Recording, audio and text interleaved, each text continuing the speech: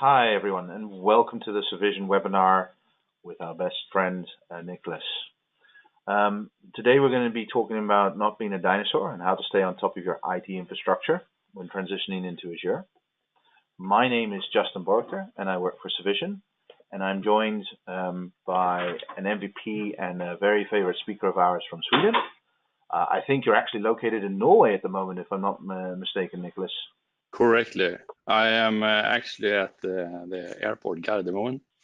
And as Justin said, I'm working for a company that's based in both kind of Norway, Sweden, and the Netherlands. That's called Basefarm.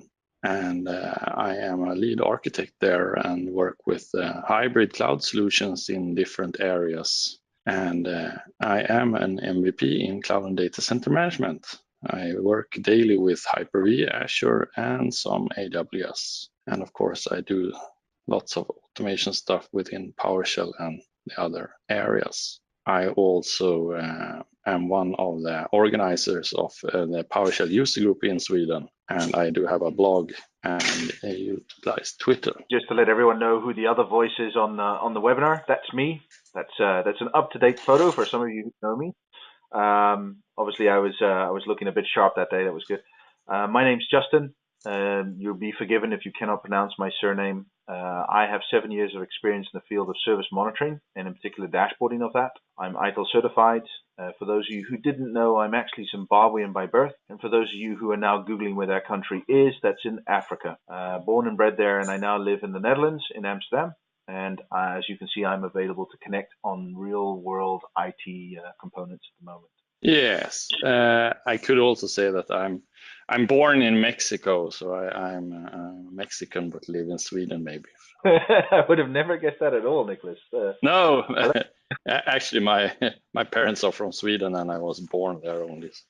So I have no problems in getting into US and getting to Ignite and stuff.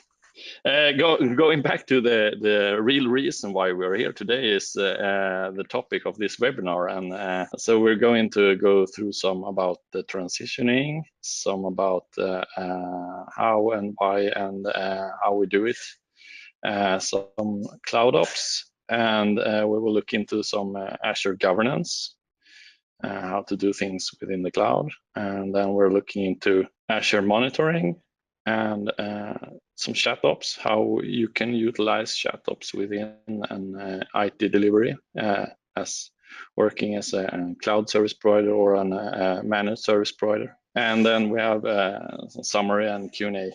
So I'm just going to throw up a poll. We'll leave it open for a couple of minutes here, just to get some answers in there. Feel free to sign in there.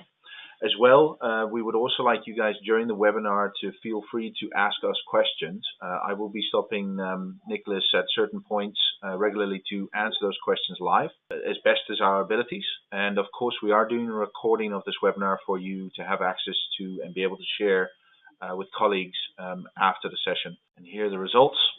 So it's good to see that a lot of the fears have been alleviated. There's still a big concern, obviously, in the group that we have today for security of the confidential data. And obviously that's something that I know Microsoft has been talking about a lot of their events, and will probably be talking about at Ignite as well again. Excellent, thank you for the feedback. Back to you, Niklas, transitioning. So I would suspect most of you, or at least a couple of you that's listening and will maybe listen again or do some listening on the recording, have noticed there's quite a few things within the Azure space and what the Azure environment can give us. So within the Azure ecosystem, we have lots of things that we can actually utilize, and we will kind of dig into how we have and how we are seeing the future within using the total Azure ecosystem. And we have, of course, as we saw in the polls, some thinking and some, I wouldn't say worries, but how should we kind of say regarding migrating and transitioning within. And we have tools within the Azure space for migrating, and also after migrating, how do we secure things and making sure that it actually is secure, protecting And as being a managed service provider and protecting within disaster recovery and backup and stuff, how can we utilize the big cloud's benefits of having protection? Also monitoring, we have the full suite of monitoring systems and configuration. How do we keep things up and patched and up to date and lifecycle managed? And to finish things off, the governance of things. How can we be sure that no one actually can kind of spin things up in the wrong regions and stuff and such. So moving into the next part, kind of an important thing here is that at least at my company and my customers, we have a burden of systems that kind of have to foreseeable future live and live in kind of uncertain environment, and that is the things that we have as a thing we need to work on, and both as an service provider and as an end user or an owner of a system, keeping those things up to date. Coming into this cloud ops, and how do we kind of work within that space today compared to how we did it yesterday, or how we are doing it maybe today but not within the clouds, and how can we utilize the clouds for making it a much more efficient way of doing things. And Charles Darwin, I don't know actually if this is a quote of his, but I think it's a very good quote. It's a bit of the truth about what's happening to the IT pros and what's happening to our species and what's happening to the total environment within the IT infrastructure. We need to kind of move into a new way of managing stuff. And that way, I would say that most of you maybe on the call have already moved on to this, but we certainly have quite a few systems that still are being managed as your pets. And we have to kind of move on to that sense of managing things in a more of a bigger way of handling things and handling them more as a cattle and not kind of petting around with our servers one by one and kind of going to a veterinarian and taking care of, my little dog is feeling bad here. It's more of, okay, we have 1,000 cows and one cow is not producing so well, so what are we going to do? Yeah, we will probably exchange it for a new one. Now, that sense and the mentality with servers and systems kind of need to take into place. I mean, servers you could see more as cattle, and when you come to containers, that's next evolution, and probably most of you have heard about containers and how they can fit into this, and how the containers can actually replace serious amount of servers because they can incorporate applications into containers, making them much more efficient and much more resilient. Niklas, would you be able to give an example of the container efficiency and resilience that you have or you've experienced? Yeah, based on having, for instance, an older .NET application, you could incorporate that into a container. You would just kind of import it into a container, and then we could spin up and actually move into a couple of containers, resilient, and having them within several, say, ordinary virtualization servers, you would get an utilization of 90% of the CPU instead of kind of 10% that it actually would be using if it was just virtual machines. So it's hugely more cost efficient. And that sort of relates to one of the concerns from the first poll, which we had, was the costing. I think it was number 2 on there. To get the efficiency up means, costing goes down, especially when we talk about cloud services. That's cool. So I got a question from the audience as well around that one. Is Windows containers production ready? Absolutely, they have been production.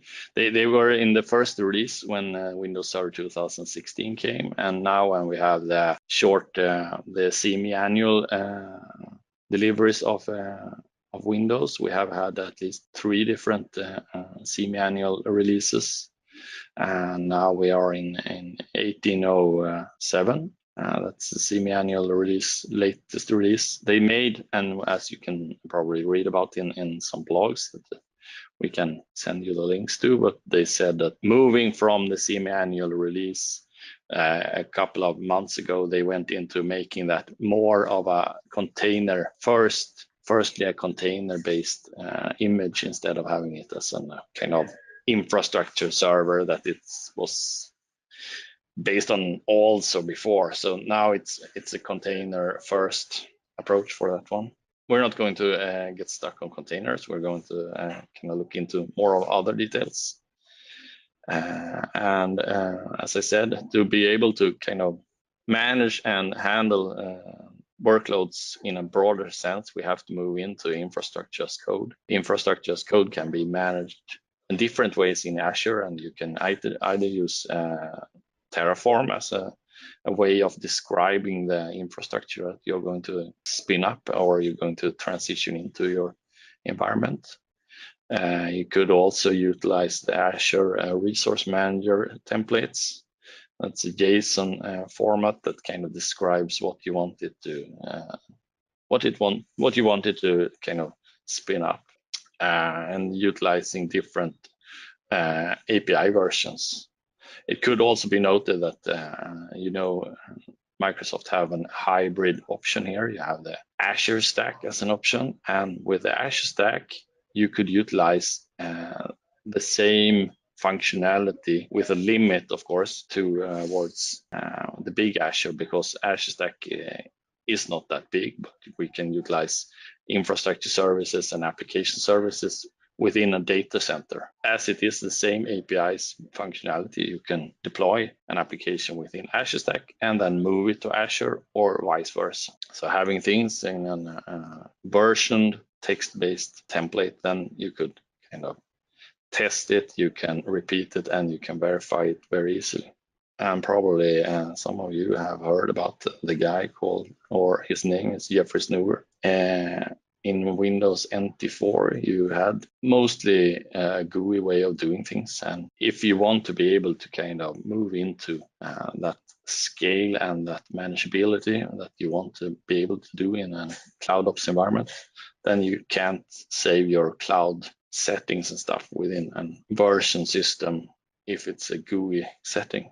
And some systems for handling things once you have kind of moved in or you are moved up to Azure. We have to be able to govern our things. And as a managed service provider, that is kind of one of the most important things. Then we have something called management groups to start with. With management groups, we can actually, as a cloud service provider and as if you're a company with an enterprise agreement, you want some way of granularly make sure that you have control over all your subscriptions. So you can have like a tree functionality of the management groups. And the management groups are important in that sense that with the management groups, we can granularly set some different settings on those different layers. So I can set some policies and some different security measurements on the different levels, depending on who in the company or who in the service provider level can do what and should be able to do what. Another important thing that actually wasn't there once the Azure infrastructure came, that's tags. Make you be able to kind of create environment tags or create other kind of tags that you can utilize for automation, and you can utilize for reports, and you can utilize for different functionality. For instance, you set an environment that's production and what role it has. It's an AD controller, and then we can kind of filter on those tags, and we can set back to setting kind of RBAC functionality on that also. So that is also one of the small important things in the Azure space. That should also, of course, be automated within when we're going back to that template. If you set up tags and you want it to be set from the start. Another very important thing is that maybe you have given a user or an administrator too much privileges. And that one, either through automation or just through the Azure Portal, goes bananas and by mistake try to remove stuff. some of the important stuff we can actually set locks on. And when you have a lock, you can't delete stuff. And that can be beneficial, or depending on environment, not beneficial. So that is important to take into account and take into the work when you kind of design and set this up, is to, when do I need to have locks and when do I kind of don't want to have a lock. And as I said, we have a kind of a very granular system when it comes to who sees what and who can do what. And that's also a very important step within a service provider view. If you have, for instance, as in our case, we have some people within kind of the customer that needs to do stuff, because we as a service provider take care of the operating system and we take care of the infrastructure beneath it, but we don't take care of the application upon the infrastructure as a service VMs. Then we need to give them access to kind of do stuff. If it's not enough with having access through the ordinary ways, they need some access, and then we can give them very granular access to the different parts of Azure. And coming down to Azure policy, then we have a very good way of setting things up within the governance of Azure. If you have not looked at it, it's a very good way of being able to kind of either force or set some different policies on the subscription level or on the resource group. If I have a subscription and I have a dev and I have a production environment, within the production environment, I should have, for instance, as you can see on the slide here, you have a hybrid use benefit. We have actually had our licenses transition, so we get a smaller amount of cost for that, as we saw in the polls there. There's a way of keeping the cost quite low. You can have a way of buying into reserved instances for 1, 2, or 3 years within Azure. You will get a lower cost. If you transition your on-prem Microsoft Windows licenses, you will also get a lower cost. And then you want to enforce that all the machines that you deploy within Azure, you actually get that hybrid use benefit set on those servers. Then the policy would be set that. Or for instance, all the workloads within Azure and the resource group that's production, then you should have the OMS agent or the log analytics agent automatically deployed on those VMs when they are spin up, if someone would forget it. There are quite a few, and you can always set up your own policies. So that is a very good system to actually know and utilize. So before we do that, Niklas, it might be good for us just to ask the audience a little bit of what they're using today within Azure. Now, we haven't covered everything that's on there from you, but I'm just going to launch a poll quickly for people to fill in. If you feel that what you're using Azure for is not on this chart, feel free to reach out to us. We'd definitely be interested in what you guys see the best benefits are for you, and obviously that helps us in supporting you guys with more content and more information around it. In the meantime, I do have a question. I know it's a bit of a sidetrack on this one. Maybe you can fill this, Niklas, while they're filling in the answers. We got a question on the containers again. So an interesting topic. Yes. Seems that we might have to be doing a webinar in the near future about it. AD services, can they be put in containers or not? No, they are developing some serious stuff about having containers kind of registering into an Active Directory, but no, not like Active Directory controllers and stuff. So sadly not. So it's more of application servers and SQL and other kind of things they have made possible having in containers. No kind of file servers and other stuff. Perfect.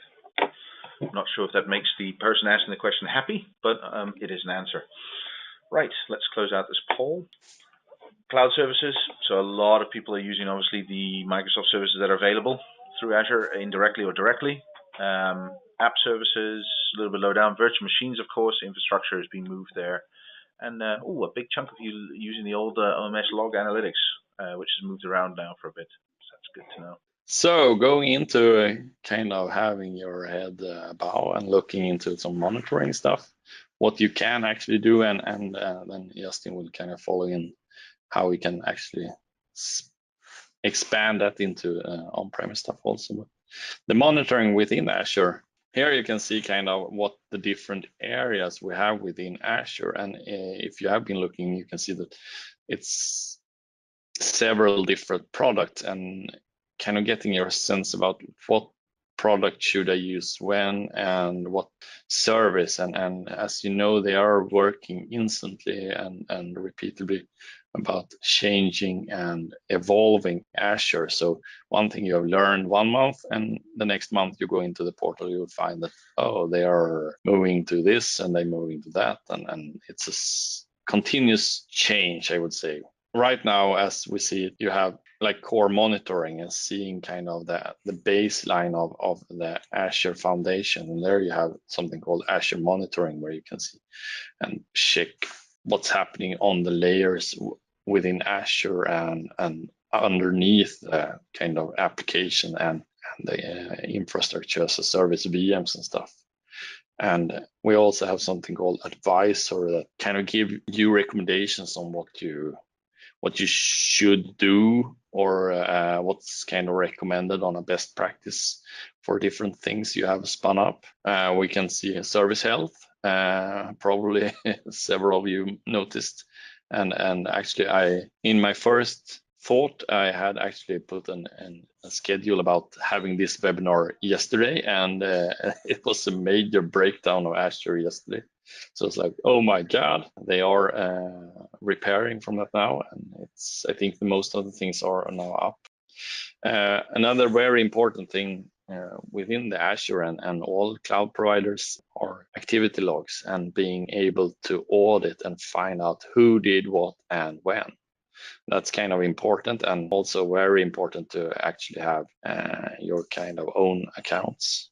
And if I have time I will show you that having the kind of the right permissions, as we were into before, you can do serious stuff just from the kind of the portal and stuff into VMs and stuff. So it's very important kind of two-factor authentication and everything set up for your administrators for the Azure stuff.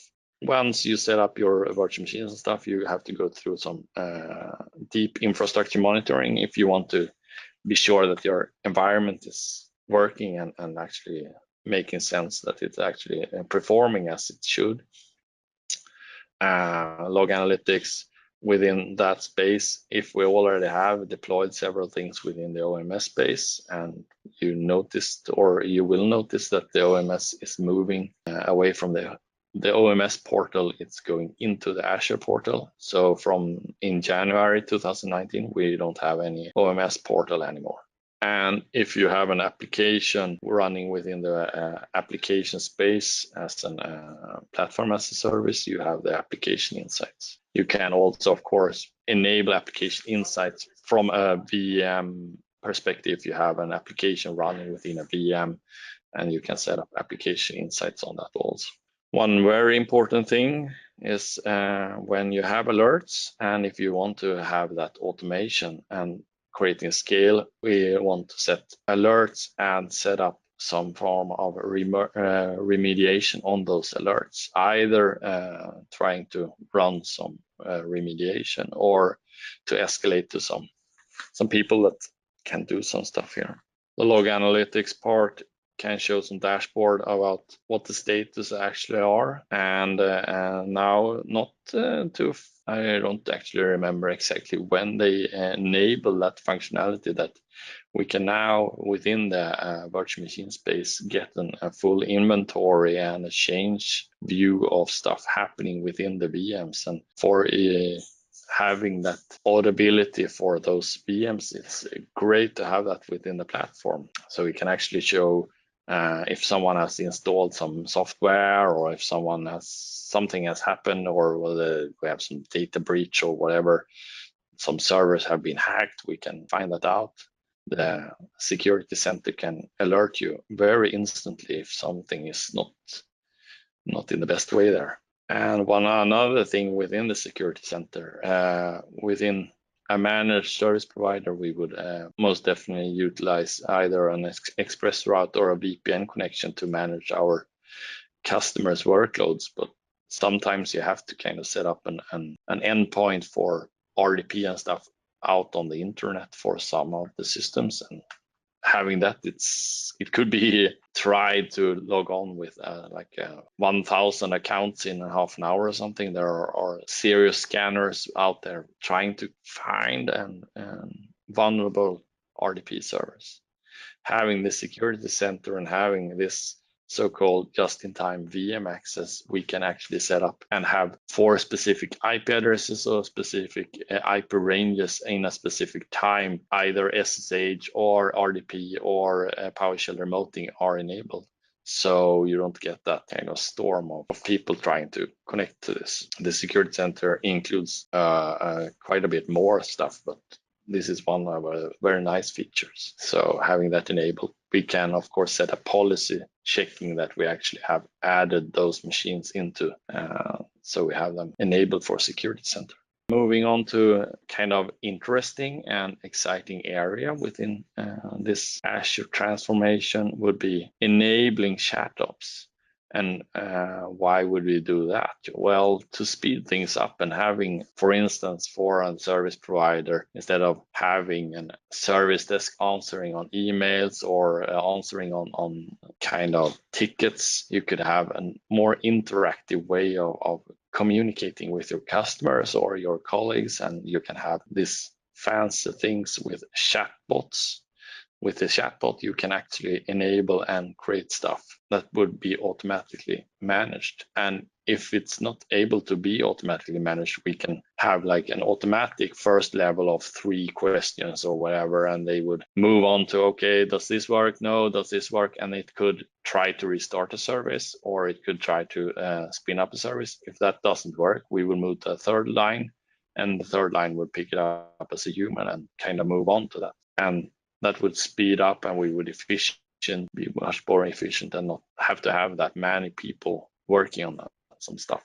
Working within the space of Microsoft Teams, or you could use Slack, or you could actually use whatever. We could have, in the case of an operations bot that spits out alerts if something happens, we could actually address some specific ongoing, if you're having a 24/7 and you have an ongoing night watch functionality within, and you would ping the actual technician after you have tried some different remediations. So he could actually sleep for a couple of hours more of the search of errors, the interaction, if we add like alerts and stuff. I will actually see if I can move on to showing some bits of what we're. So I think that's my cue then there, Niklas, to make you a presenter. So we'll switch to your system. Yeah, and one of the benefits of actually having like a NOC or an operations center view of things, we can actually have within the Azure space, we can have something called a dashboard where we set up things specific for either the role they have or the specific, if you have a customer that want to see their systems, or if they want to see some stuff. We can see that I have a NOC, and I can have like we have an application, then we would have, in my case, application insights showing me everything directly. When I kind of log in, I can get this one up and running directly. So this is kind of 2 different ways of seeing stuff. And what I wanted to show you was, firstly of all, the management groups that we saw on the slide, where we have, in my case, I have an MSP corporation, and here I have some different other management groups that show like our customers, our internal systems, if you have a PCI environment moving into that. So going into customers, I will see my different customers in this example. If the portal actually works this day. Yesterday it was a bit troublesome. Well, we can move on. Let's not wait for that one. It's not that important. So having the policies, as I said, we can actually author, and actually moving into having this in an automated way there, you would add it into your source repository If you add it as a source code JSON file with a template, then you would deploy it into this, and then you would set it up. So the different scopes here, as I talked about before, we could have the scope for the total organization or the customer, and we could have a scope for the specific resource group that could be in scope in this case.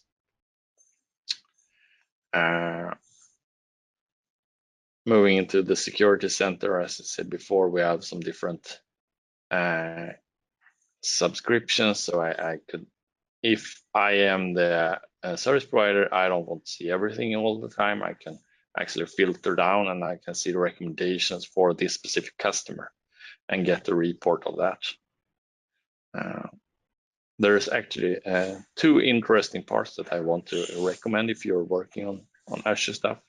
If you have seen, there's one thing called Secure DevOps Kit for Azure. This is a way of actually running a script that's a PowerShell script that you can verify that everything based on a best practice on your subscriptions on your resource group actually are set up as they should be. And this is continuously developed by Microsoft, and they are running it internally also, checking that everything is set up correctly. And one of the things they actually report on are if you have set up multi-factor authentication for your administrators. Another thing, if you have had customers or stuff moving into Azure and they are kind of creating and removing stuff and creating and removing stuff, and they don't actually know what's left, there is an Azure Save Money that you could utilize. That's a PowerShell module also available for from the PowerShell gallery. You just do an install module Azure Save Money, then you would run it on your subscription, and you can find out what different of resources you don't utilize anymore, virtual disks that's not connected, etc. That's two kind of takeaways you should utilize for moving on. Utilizing the Secure DevOps Kit, you could utilize some scheduled tasks for that and having that moved into, for instance, some reports set up. If I would move on to, we don't have humongously amount of time, but if you have been looking into some cost management, we can actually go into the company or the site, I would say not the company Microsoft bought that called Cloudin. And with the Cloudin, we can actually find out what's the different areas within our subscriptions and stuff that have cost money. The Cloudin for Azure resources are included in your Azure subscriptions.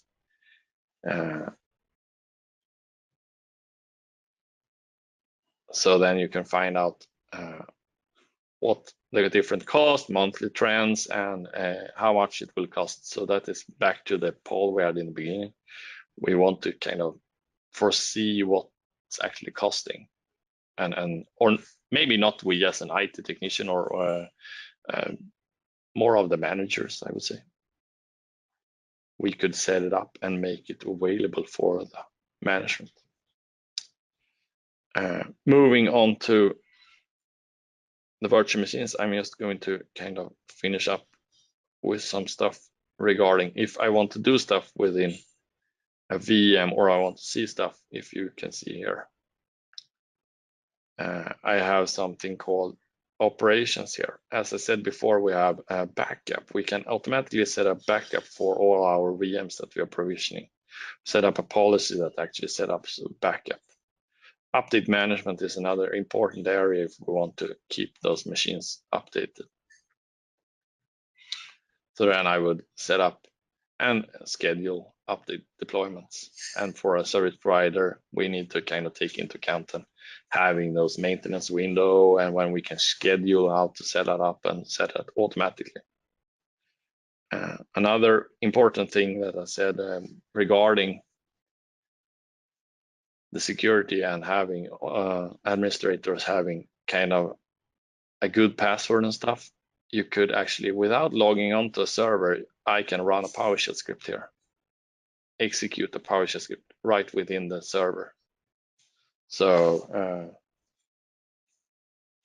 get host or whatever. If I run this, I will run it within the VM. And it will take a couple of seconds, but then it's actually going to run. So I can get service and stop service on all the VMs, for instance. So there are quite a bit of stuff we can actually do here. Going into the team space, I can actually show you, for instance, in the dev space, I can get information about what's happening within that. So in our case, I have set up an Visual Studio Team Services for all of the things that we have within this environment. And from here, I do automatic deployment of those environments. So I set up and work assignments, and I can see in my UROps, you can see that something failed here for my customers. And when I deployed, I do also have over here, I have my development release. So for within my space, I have a development environment, and I have a stage environment and a production environment that I can set up this. So it will automatically deploy stuff. And when it's ready, I can set an email, answer an email, and then I can get it into the UROps corporation. I think we're just to throw in a question there, Niklas. So I know people are going to be asking that. So that's the add a web page to the Teams tabs possibility, and you grab the Azure web page in there. I have grabbed the Visual Studio Team Services overview from into the Teams area. Yeah. So that is kind of the extensibility of having within Teams, and I can add, as I have here in operations, I have a bot that kind of sets my environment and checks and set up. Within the support space, I can set up and ask my bot for different stuff. Right now, for instance, today I asked it if it could set up default logging, and I could kind of ask it stuff and get a response there. So, and depending on what you have done for logic behind, of course, this is not automatically. It's well defined what you actually answer for within the chat ops and chatbots area, and what it actually does.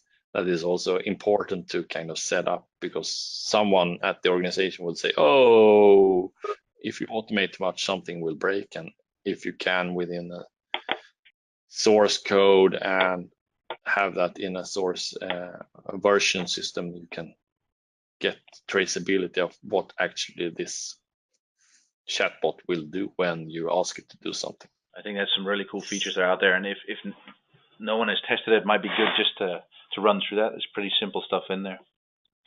Yeah, it's perfect. Very easy to move on to. I think if you will regain the control, you can do that. Yep. So before I dive into that, let me just launch a quick poll. The last one, I promise everyone, just to get over it. So a lot of you might know what Civision's done in the past. We do dashboarding for Operations Manager. We've, in the last couple of years, been stepping over into, obviously, the hybrid conversation that's happening quite a lot here. So after this poll, I will be showing you some of the new stuff that's available to our existing customers and to you guys if you want to test it out, if you haven't already got live maps up and running.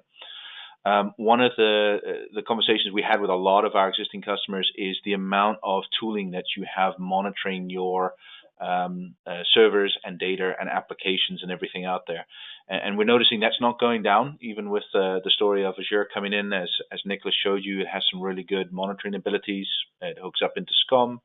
It uses that as a great monitoring information. It can now forward out monitors, and you can set up notification around that. So there's even more tools for you to get access to. So just a quick question: how many monitoring tools do you have today, both on-prem and cloud? And think outside of Microsoft as well. So think about the other teams that you guys have out there. So we commonly get the servers done by the cloud or SCOM or Nagios or something like that. Think also your network teams, and obviously all the other types of monitoring that's now starting to become available, like the stuff that the Azure Portal uses on their webpage to tell Niklas and us that they're down. You know, the application availability stuff that's out there. I think I've got most of the answers in, so I'm going to close that poll down now, just to share it with you guys as well. So there is a big audience out there that are not just using one monitoring tool. Those days have gone. So there are multiple tools out there, at least two of them for yourself, and quite a few customers, 5 more. Yeah, perfect. So that's the topic that here at Vision we're keeping ourselves busy with daily here, is how to keep your IT environment under control, in particular when it's about notifications and about getting data from lots of multiple data sources, and being able to streamline that for your NOC teams or for your users or your application owners or even the business. So there are lots of tools out there that can generate the noise. Just being able to categorize them and be able to present them in a very clean, very simple overview is one of the elements we bring now. We focus on dashboarding, service monitoring. For those of you who do know us, we've been doing that for years. I'll start off with showing a little bit of that. Into now automating the alert management. So not only just connecting up the monitoring tools and informing people about it, but actually starting controlling workflows to help desks, and unifying that all into a single overview. We ran a survey because obviously you guys do like results polls. This is one that's driving us obviously in this industry, where companies want to be, and where they are using our products as well. So 88% less business downtime, 50% reduction in help desk tickets, cost reduction, obviously a big worry with the poll we set at the beginning, and improving internal communications, not just through team, but also through dashboards and visualizations that you have. So I'm just going to step over to my environment and show you guys some of the abilities we've got. So those of you who do know us, this will become very familiar. This is a standard dashboard in a lot of our customers on their NOC screens. This is our solution sitting on top of Operations Manager. That allows you to group the data together that's physically on-prem or in components that you have. I'm going to focus in on one of the services. So this is the story that we've got with evolving our solution out there at the moment. Order entry is a .NET application, which when I drill down into the dashboards provided by Operations Manager, I can get an overview of what's going on from the on-prem or the data sitting within SCOM. I get access to the alerts, which I can very easily control and manage from here. And I get access to the detailed information as a service owner, so I can drill down into the infrastructure view and see what's talking to each other there. Now, a couple of years ago, we got approached by a lot of our customers to say, well, we're shifting a lot of these servers and components into the cloud at the same time. So we've got some on-prem, some off cloud. SCOM is not doing a really great job of getting us data around that, but we do have that data sitting in Azure or any of the other services. How can we get that data into this dashboard to make it easier for people to understand what's going wrong? So we've developed within our solution the ability to connect that data as well as other multiple data sources. So we introduce a database to this. This is the first time we step away from just being SCOM and SQL. So a lot of our customers are now going through a process of actually installing a big data store powered by Elasticsearch, the Elk stack, for those of you who know it. We really love that technology because it allows us to handle a lot of data really fast. And when we start talking about the stuff that you can set up, as Niklas was mentioning, there's ability to go very granular within Azure. There's a lot of data that can fly out at you. So we've concentrated on making it very simple. We have connections and integrations. So a lot of our customers, and you guys will probably be interested in the Azure and SCOM connection to get your data grouped together. And potentially one of our ITSM connections, be it ServiceNow, Microsoft Service Manager, Topdesk. This is just an overview of the current best of. We're constantly growing this screen as we release these to people. They're supported by us, So quite simply, that means we've got a very simple GUID on it or UI interface. For example, the Azure one, you will need to know details of the Azure space, subscription and client ID. And once that's set up, all of the data that's sitting in Azure will then flow into the systems. Now, I don't have a fully functioning environment, my demo environment, but I do have quite a few systems hooked up, which will give you the ability to see the speed of what you're doing. So anything that looks like a computer will flow into this tab computers. Anything that looks like an alert will flow into this tab here. Anything that looks like an incident from my ITSM tool or from other tools that create incidences will flow in here. Groups and services that I create will be available within this listing, and anything that doesn't look like a computer or looks like a database or anything else out there, a virtual machine, host, whatever, can be found in the component side. So you can see here I'm sitting at about 18,000 objects and what looks like a small amount of alerts, but if I actually show you all of the alerts, is 51,000 sitting in my system at the moment.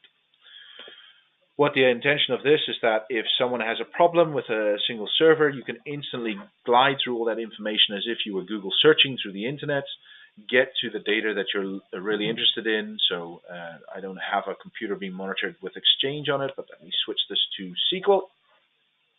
And you'll see here are all of the SQL components I have at the moment. So if someone's telling me there's a problem with SQL, I can pull this up. The platform tells me what's going on. So I have 3 open alerts against that system and 1 incident available at the moment. I can find out the properties from the targeting system, and I can get a little bit of information around it. Let me actually focus in on the topic we've got today, which is Azure. So if I pull out the Azure Dev scenario I've got, you can see the virtual machines I've got. I'm not running a big environment. As you can see, there's a few in here. Domain controller, for example. I can get the raw details.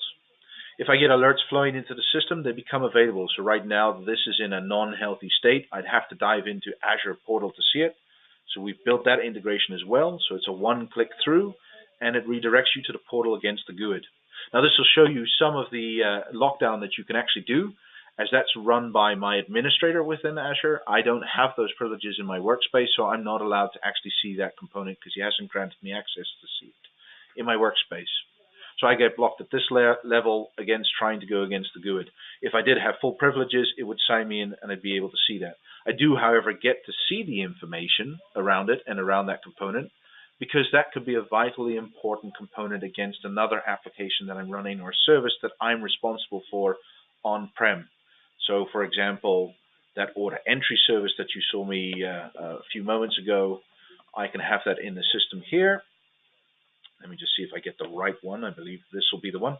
Yep, as I have a couple of these. This is that order entry service flowing in from SCOM. So if I go in here, I can actually see the service members that are currently living in SCOM through the components and what they affect. So they're all the servers, the nodes, the switches you saw moments ago. I can see the relationships instantly grouped out, and we have a really nice ability to flex this out and show you the relationships against all of the components. And later on, you can actually add components in here from the other multiple sources. So if that Azure domain controller was part of this service, I could flow it into this map and it would instantly be picked up here and be able to show me all of the data on it. I do that through a system called Boards, which I'm not going to go into too much detail. If you want to see how to create the boards, we have some other webinars online, or feel free to reach out to the team and we can get this set up for you so you guys can actually come in and design really nice overviews for management or for the teams using the boards as well. It's a very simple interface, it's very quick, and it actually does work with a lot of the automation you guys are probably using already. Here are the level of applications, so you can see the health states of all the components in specific areas. So my Dallas office right now has 3 components, potentially servers or network devices that are red, a couple green and yellow. We have an ability to control those roll-ups. So just like we did in SCOM before, you could hide things from management that are not important. Like if you have a look down here on one of my boards, I have the cluster best case scenario, which does show 2 of my 4 components actually in red, but is rolling up green. So when the manager walks past the NOC or the boss, they just see a green box. Yet I am fully aware that there are things I need to go fix, security logs, alerts, availability, disk running out, whatever potentially could be that case. Of course, I can do very quick overviews as well to find out how many alerts from all of the systems are affecting those grouped up components that I have. So right now I have 8 alerts in the Dallas, or 8 alerts on Bob's servers and 24 in the Dallas office. It looks like I'm closing the alerts a little bit faster on the Dallas office than Bob's SQL server, so maybe I need to go talk to Bob about running those a little bit more efficiently. And of course, Bob's SQL Service has the most number of incidences, which I don't actually close down in my integration at the moment, so I don't have a value for that to be delivered. Again, very simple, very effective ways for you guys to create dashboards. You can control them to our different teams, but if you hand them to the NOC team, within a couple of clicks, they can drill down into the systems and know exactly what's going on, which alerts they are, and which incidents are affecting that system in total. So I can actually pick up Maria's ticket, which has active 8 alerts. Let's actually say that another alert has just popped in, so that SQL alert is now being rather important for me to add to that. I can link that up to my system, being ServiceNow in this case, to Maria's ticket. And instantly I'm getting that monitoring notification now in the help desk that alert now applies to Maria's ticket. So if I update this, you should hopefully, if I grab the new ticket, see that Maria's ticket will now increase to 9. Nope, I grabbed the exact same one. Let's go and have a look at what they are. Yeah, so the SA SQL alert, which is now open, is sitting in there as well from that system. But help desk is now aware of it. If they close down that ticket, this is automated to flow into SCOM and the other components to close down the monitors and alerts in the system. So anything that we can talk back to on the system will automatically have that workflow processed through. That's it in a nutshell. If you'd like a little bit more advanced on how we can show even other dashboards to management or geographic overviews, please feel free to reach out to my team. I think I tried to get this underneath the time frame that's there. So hopefully this has led to some thoughts and some ideas from you on the Azure part. I'm just going to flick through here. So I just want to leave you with our contact details. So obviously, for those of you who don't know Niklas's blog, vniklas.com, feel free to hook him up on Twitter as well. I'd like to thank him very much for his time and calling in from Norway, from the hotel. Hopefully he's still in time to catch the flight if you need to do that today, Niklas. I'm not certain. Yeah, I'm going within an hour. Okay, excellent. Hopefully the flight's not delayed. So with that known, I'm going to throw open the board for Q&As, but we are going to keep it short so you can catch your flight. If we don't answer your question at this stage, feel free to hook up on our blog. We will have all of the questions answered on there. If we cannot answer them, we will reach out to you and start a one-on-one conversation with you. If you'd like to have a one-on-one conversation with us, we are at Ignite at booth 1344. Niklas doesn't have a booth, but will be located at our booth. If you'd like to set up a meeting with him, feel free to drop us an email and we'll arrange a time where you can hook up and discuss in depth a little bit more about this topic. And I think my email is down at the bottom, but there could be an easier email. If you drop an email at info@civision.com, it saves you having to misspell my surname for those of you who are not Dutch. And that's it. I think I'm just going to look into the questions. We'll leave the Q&A open for a little bit. I had a question related around OMS monitoring. Niklas, in your belief and understanding, and I know you're not speaking for Microsoft, but in your experience, do you believe that the SCOM monitoring part is mature enough to potentially take over some of the abilities that SCOM on-prem provides at the moment? There are quite a bit of things within the SCOM that's still not what I believe still not available within kind of the deep monitoring within Azure. We don't have like the logics within the management packs kind of yet, but they are evolving, of course, and then moving stuff and getting that more into sense. But I haven't seen exactly yet, but I think it's getting there. And SCOM is coming in a new release in like both in 1807 and now, I mean, it will probably come a long-term release later also. Yeah, if I see how a lot of our customers use Azure versus SCOM, so one of the things that SCOM is a lot more mature on is obviously the agent Yeah. deployments and management, which allows you to do a very detailed pull. As you mentioned, the management pack system within SCOM does allow you to get a lot of details that potentially is not available to you in Azure at the moment. No, that's kind of that's part of the solutions that kind of dig out the information and create the solutions outside, so you can only get the data and move it out of the agent stuff there.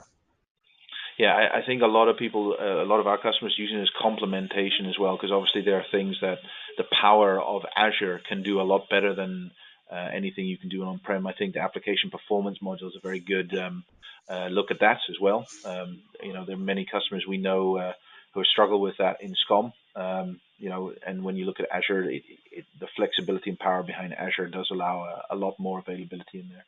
I wouldn't be surprised if Microsoft does more around that in the near future. Another question: in the free version of Azure, I assume that is, did we know about the metrics, what you're monitoring for Azure instances? No, I'm literally doing that. I'm not. That could be are targeted to us in the free version. I think that's maybe, I guess I'll try one.